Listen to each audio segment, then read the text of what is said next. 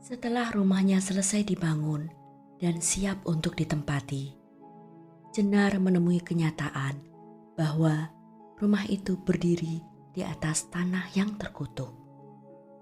Pertemuannya dengan Nisaka, si kuntilanak perempuan penunggu rumahnya, menguak tabir misteri dan tragedi yang tersimpan sejak ratusan tahun yang lalu. Selain Nisaka, ada juga Luhung, seorang pemuda yang mati akibat fitnah keji yang akhirnya menjadikan pemuda itu sebagai sesosok kuntilanak lelaki yang memburu para pembunuhnya. Peristiwa apakah yang akan menimpa Jenar? Akankah ia mempertahankan rumah itu? Ataukah ia memilih untuk meninggalkan rumah itu begitu saja? Kisah ini sebagian besar adalah pengalaman nyata yang dialami oleh penulis.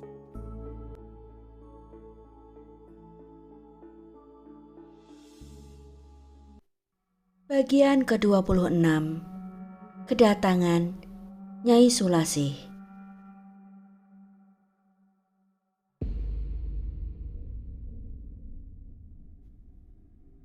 Suasana siang itu begitu panas. Terik matahari serasa memanggang permukaan bumi, membuat tanah mengepul, berdebu ditiup angin. Dargo yang saat itu menemui Demang Bajra di pendopo rumah gedong itu, kini semakin merasakan gerah yang luar biasa. "Kenapa sekarang malah semakin bertambah runyam, Dargo?" teriak Demang Bajra penuh amarah. Lelaki itu begitu gusar. Kematian seorang centengnya mungkin bisa ia abaikan. Namun, kejadian ini sudah berulang dan dengan jarak waktu satu sama lain hanya berselisih beberapa hari. Di dalam hatinya, Demang Bajra pun menjadi sedikit gentar. Jangan-jangan dia pula yang akan menjadi sasaran berikutnya. Ketakutan itu memang beralasan, karena dari semua korban adalah anak buahnya. Tak ada satupun yang merupakan penduduk biasa. Dargo hanya menunduk dan meremas jemarinya mendengar amarah sang juragan yang sedari tadi berjalan mondar-mandir berkacak pinggang di hadapannya. Sepertinya yang membunuh mereka bukanlah manusia biasa, Ndoro. Bisa jadi itu adalah pendekar sakti mandraguna atau... Dargo tak berani melanjutkan kalimatnya. Demang Bajra seketika menghentikan langkahnya dan berbalik menatap Dargo dengan tajam. "Atau apa? Apa yang mau kamu coba katakan? Ayo katakan saja." Dargo menarik napas panjang dan menghembuskannya cepat sebelum menjawab. "Makhluk jadi-jadian, Doro. Makhluk yang diciptakan oleh seorang dukun." Demang Bajra tertegun mendengar ucapan Dargo. Lelaki itu duduk, lalu mengelus-elus cambangnya dengan pandangan menerawang. "Apa kamu tahu siapa kira-kira orangnya?" "Aku ndak berani menuduh, Ndoro."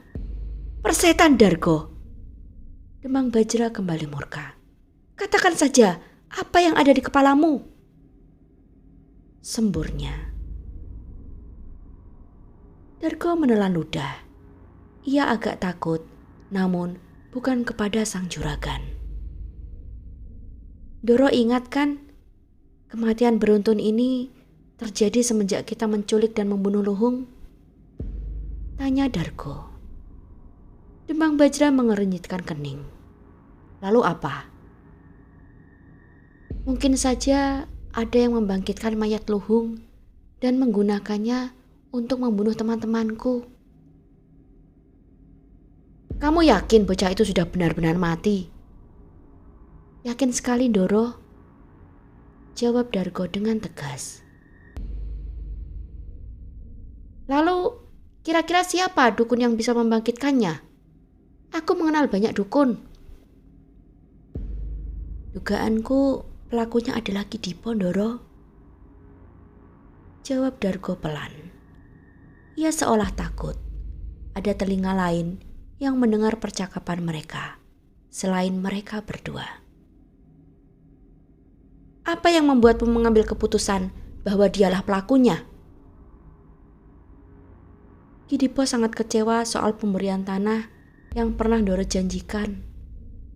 Kalau soal itu, aku mendengarnya sendiri saat mengantarnya melihat lokasi tanah itu. Alasan yang kedua, maaf Ndoro. Apa? Katakan saja.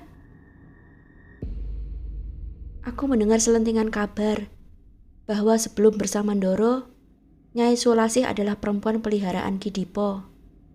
Bahkan, kata beberapa orang, Ki Dipo sudah melamar Nyai Sulasih untuk dijadikan istri. Sekali lagi maaf Ndoro, tapi memang sudah banyak orang yang tahu akan hubungan mereka. Demang Bajra bangkit dari duduknya dan mendengkus kasar. Berdebah! Teriaknya. Ia benar-benar sangat malu dan jengkel. Mengapa perempuan itu tak pernah berterus terang kepadaku bahwa dia adalah kudik dukun itu? Umpat Demang Bajra dalam hati. Seketika bayangan tubuh melek Nyai Sulasih melintas di pikirannya. Tubuh Sintal nan Molek yang menggelinjang di ranjangnya saat mereka bersama. Membayangkan bahwa perempuan itu adalah kekasih Ki Dipo membuat Demang Bajra cemburu luar biasa. Ia bisa saja meninggalkan Nyai Sulasih dan mencari perempuan lain. Namun, ia belum puas bersenang-senang menikmati tubuh perempuan itu. Aku punya rencana, Dargo. Tapi lebih baik kau yang melakukannya sendiri saja. Aku tak ingin rencana ini bocor ke orang lain. Bisik Demang Bajra setelah berhasil mengendalikan emosinya. Rencana apa itu, Ndoro? Belum sempat Demang Bajra menjawab, terdengar gemerincing lonceng dokar dan derap langkah kaki kuda yang berjalan menuju ke arah mereka. Demang Bajra dan Dargo menoleh serentak ke sumber suara itu. Seketika, Demang Bajra mengatupkan mulutnya dengan jengkel. Ia sedang membahas hal yang penting dengan Dargo dan tak ingin ada orang lain untuk saat ini.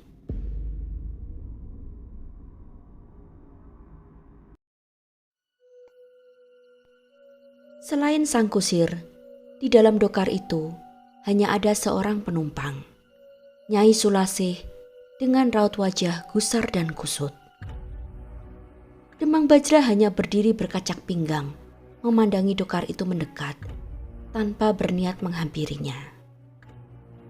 Ia benar-benar tak suka perempuan itu datang ke kediamannya tanpa diundang, karena terkadang Demang Bajra pun membawa perempuan lain untuk menginap di rumah itu. Nyai Sulasih merogoh kembennya dan mengeluarkan beberapa keping uang kepada kusir dokar itu, seraya menyuruhnya untuk segera pergi. Lalu, perempuan itu berbalik memasuki pendopo dengan langkah tergesa-gesa. Ia agak tertegun melihat ekspresi Demang Bajra yang tak ramah kepadanya. Ada apa kau datang ke rumahku tanpa undanganku, Nyai? Bukankah aku sudah melarangmu untuk datang ke sini bila tidak kusuruh? Tegur lelaki itu. Nyai Sulasih terkesiap mendengar nada tak suka dari suara Demang Bajra. Anu Kang, aku ada perlu, sangat penting. Jawab Nyai Sulasih dengan gugup. Perempuan itu melirik ke arah Dargo, namun lelaki itu sedang membuang muka ke arah lain. Demang Bajra tampaknya paham bahwa perempuan itu ingin berbicara empat mata dengannya, tanpa adanya Dargo di antara mereka. Katakan saja, Dargo tak akan kemana-mana, perintah Demang Bajra. Kepalang basah, toh ia sudah sampai di sini. Akhirnya Nyai Sulasih pun membuka mulutnya. Kidipo mendatangiku di rumah, Kang. Ia mengancam dan memaksaku untuk menikahinya. Lalu apa yang kamu katakan kepadanya? Aku hanya mengiyakan karena aku ketakutan akan ancamannya. Ada hubungan apa kamu dengan dukun itu? Tanya Demang Bajra dengan satu alis terangkat. Tidak ada hubungan apa-apa, Kang. Jawab Nyai Sulasih dengan suara yang sedikit bergetar. Bohong kamu, Sulasih. Sudah banyak orang yang bilang akan kedekatanmu dengan dukun itu. Lalu mengapa kau tak mengatakannya padaku sebelumnya? Aku yakin sekali saat pertama kalinya aku membawamu ke rumah ini, kamu masih menjadi gundik dukun itu, bukan? Menjijikkan. Wajah Nyai Sulasih menjadi pucat pasi. Ia merasa malu telah ditelanjangi di depan Dargo. Tapi aku bersedia meninggalkannya demi Kakang, jawab perempuan itu. Oh ya? Mengapa, Nyai? Karena aku lebih muda dan lebih kaya dari dia? Hah? Nyai Sulasih gemetaran dan tertunduk karena dibentak seperti itu. Apakah tadi kau bersetubuh dengannya juga, Nyai? Tuduh Demang Bajra. Tidak, Kakang, tegas Nyai Sulasih dengan air mata yang menggenang. Baiklah, kemarilah, ujuk Demang Bajra dengan kata-kata lembut. Nyai Sulasih menarik napas lega dan berjalan menghampiri kedua lengan Demang Bajra yang menyambutnya. Saat Nyai Sulasih sudah berada dalam dekapannya, Demang Bajra menyelipkan tangannya ke balik bagian bawah jarik yang dikenakan oleh perempuan itu. Ia menyentuh area terlarang Nyai Sulasih. Hanya sekilas.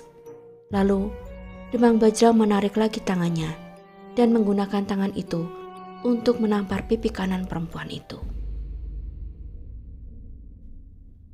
Tamparan itu sangat keras, nyaring sekali bunyinya hingga membuat Nyai Sulasih terpekik keras dan Dargo pun tersentak. Nyai Sulasih menangis keras sembari memegangi pipinya. Sundal, kau masih saja bersetubuh dengan tua bangka itu, murka Demang Bajra. Tak ada gunanya menyangka lagi. Demang Bajra sudah menemukan buktinya.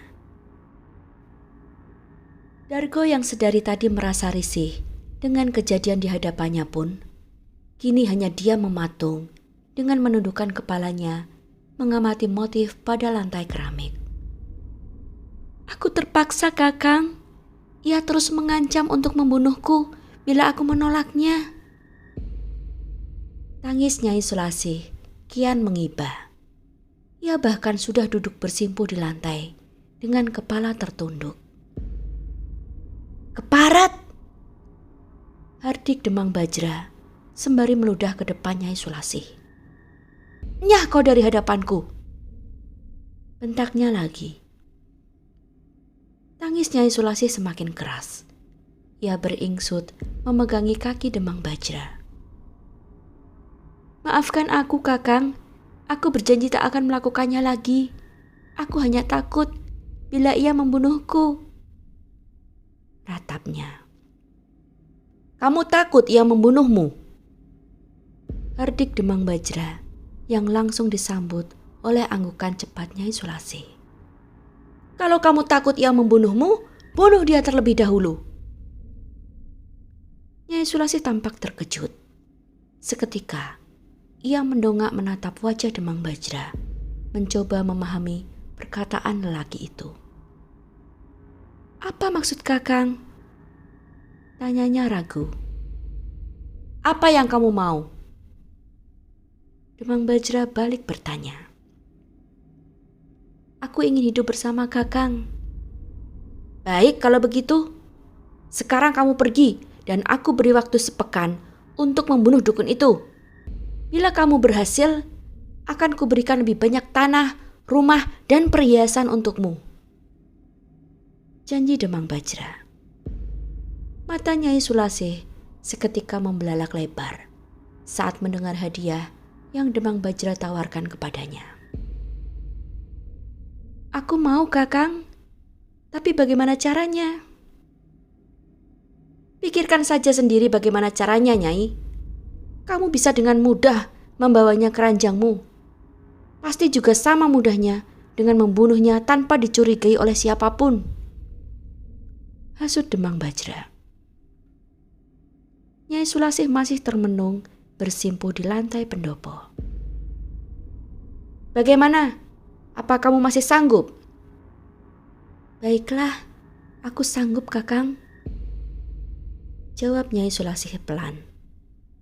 Sekarang pergilah. Datanglah kemari kalau kau sudah berhasil membunuh dukun keparat itu. Buktikan kesetiaanmu padaku. Bila dalam tempo 1 pekan belum berhasil juga, jangan pernah menunjukkan wajahmu lagi di hadapanku. Mengerti? Dargo! Dargo tergeragap saat Demang Bajra tiba-tiba memanggil namanya. Nggih, Doro. Rencana kita berubah. Antar perempuan ini kembali ke rumahnya. Lalu langsung kau jemput Nyai Warsini dan bawa kemari. Aku kangen sama perempuan itu. Sana cepat pergi. Demang Bajra langsung berbalik dan masuk ke rumah utama tanpa memandang sedikit pun kepada Nyai Sulasih yang masih menunggunya penuh harap. Baik, Doro. Ayo, Nyai. Ajak Dargo sembari mengulurkan tangannya untuk membantu Nyai Sulasih berdiri. Namun perempuan itu menepis uluran tangan Dargo dan memandang penuh amarah ke arah Demang Bajra pergi. Rasa cemburunya kepada Nyai Warsini, si janda kembang dari Duko Waru itu, serasa membakar hatinya. Ia bertekad akan membunuh Kidipo untuk membuktikan kepada Demang Bajra bahwa dialah perempuan yang terbaik dan layak dinomorsatukan oleh lelaki pujaannya itu. Kisah ini akan berlanjut ke bagian ke-27.